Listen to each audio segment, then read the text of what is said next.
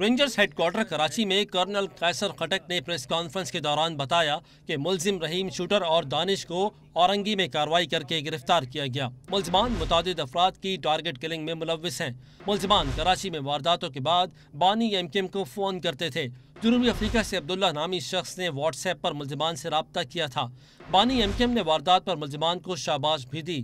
Colonel قیصر نے بانی M came کی وائس ریکارڈنگ بھی سنائی۔ الطاف حسین نے ساؤتھ افریقہ کے دہشت گردوں کو کراچی میں کلنگ کروانے کی شاباش دی۔ جو کوڈ نام عبداللہ نے مورخہ 19 جولائی کو 5:01 پہ میسج بھیجا، وائس میسج، وہ سنیے۔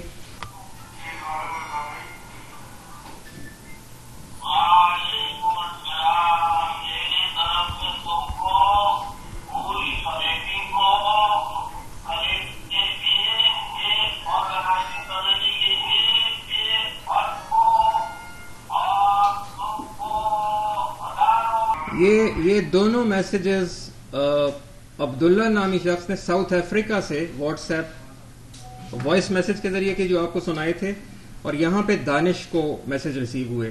کرنل قیصر نے بتایا کہ پولیس اہلکاروں کے قتل میں اچھی لیڈز ملی ہیں۔ ملزمان بہت جلد قانون کے کٹہرے میں آ جائیں گے۔ انہوں نے بتایا کہ کچھ کالعدم تنظیمیں افغانستان سے کارروائیاں کر رہی ہیں۔